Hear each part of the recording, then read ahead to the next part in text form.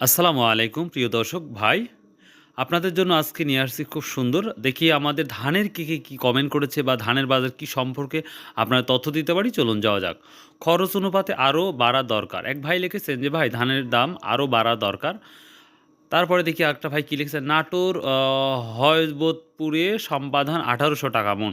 তো ভাই আমি আজকে একটা ভিডিও দিয়েছি দুপুরবেলা যে প্রায় ২,০০০ টাকা হবে কি? এটা প্রশ্ন করেছিলাম। ধানের দাম আরও বাড়ানো উচিত। তো ভাই আপনি সুন্দর একটি কমেন্ট করেছেন যে ধানের দাম আরও বাড়ানো উচিত। তবে যারা খেটে খায় তাদের জন্য কিন্তু কঠিন হয়ে যাচ্ছে। আমি মালয়েশিয়া থেকে দেখছি ভাই, ওকে অনেক, অনেক ধন্যবাদ যে মালয়েশিয়া থেকেও আমাদের দেশের ভিডিওটা দেখতেছেন। আপনাকে অনেক, অনেক ধন্যবাদ। ঠাকুরগাঁ থেকে দেখছি ভাই, আই লাভ ইউ ভাই। ঠাকুরগাঁ থেকে দেখছেন, অনেক, অনেক ধন্যবাদ। আর যে একটা এত কষ্ট করে যে কমেন্ট করেছে এইজন্য আপনাকে ধন্যবাদ। আমার ৩৪ ধান আছে ১২০০ কেজি, কোথায় বিক্রি করব? ভাই অবশ্যই আমি চেষ্টা করব আপনাকে একটা মোবাইল নাম্বার দিতে। ৯০ ধানের বাজার কি ভাই? ৯০ ধান আমাদের দিকে দেখা যায় না, তো কেউ জানলে অবশ্যই কমেন্ট করে জানায় দিয়ে দিবেন ভাই ইনশাল্লাহ। কুষ্টিয়া জেলা খাজানগড়ের ধানের বাজার বিনা সেভেন পেয়ে ১৬০০ টাকা। ভাই অবশ্যই যে প্রশ্ন করবেন আপনারা কমেন্ট করে জানিয়ে দেবেন। ধানের দাম বাড়ছে, ভালো কথা, বাড়ুক।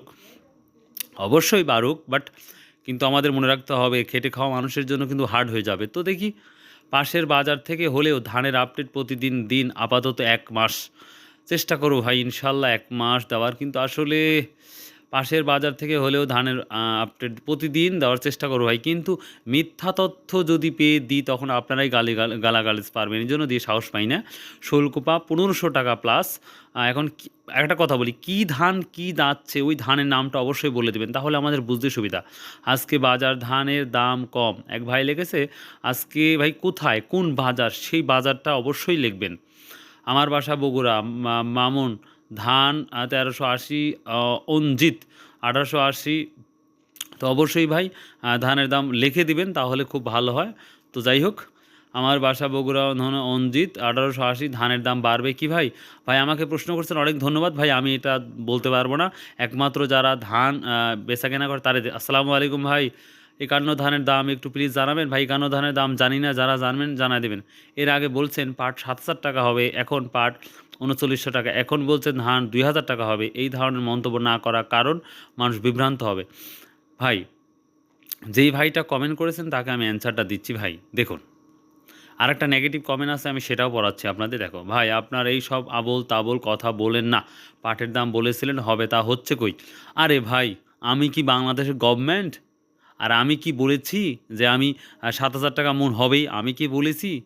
আরে ভাই, যারা ব্যবসায়িক আপনাদের কথায় বুঝতে হবে ব্যাপারটা। যারা ব্যবসায়িক তাদের কথাটাই আমি প্রেজেন্টেশন করেছি। এবং আপনারা তো দীর্ঘ ১.৫ থেকে ২ মাস হলে কিন্তু আপনারা ভিডিও দেখছেন রেগুলার। আমি কখনোই বলি নাই যে ৭,০০০ হবে। এটা যে সকল বা ৫,০০০ বা ৬,০০০ যে সকল ভাই আমাকে কমেন্ট করে বা আপনারা তো দেখেন, সেই কমেন্টগুলো নিয়েই আমি কথা বলি। ভাই আমার ধানও নাই, আমার পাটও নাই, আমার কিচ্ছু নাই। ধরে নেন আমি একটা রোহিঙ্গা। তো আমি কি করে বলবো? তো আমার তথ্য অনুযায়ী আমি যেই তথ্যটা পাই সেই তথ্যটাই আপনাদের কাছে প্রেজেন্টেশন করি। দাম বাড়া কমা একমাত্র আল্লাহ তাআলাই জানে। আদারওয়াইজ কেউ জানে না। যেটা মানুষ বলে আমি সেটাই আপনাদের সামনে প্রেজেন্টেশন করি। এখন এটা আল্লাহই জানে যে সঠিকটা কী হবে। তো ধানের বাজার যেমন কমেন্ট করলাম, কত ভাই কমেন্ট করেছে। তো আশা করা যায় আরও কালকে কমেন্ট পাবো, দেখবেন। সো বাই, আল্লাহ হাফেজ, আসসালামু আলাইকুম রহমতুল্লাহ। যদিও ভুল হয় ক্ষমা করুন।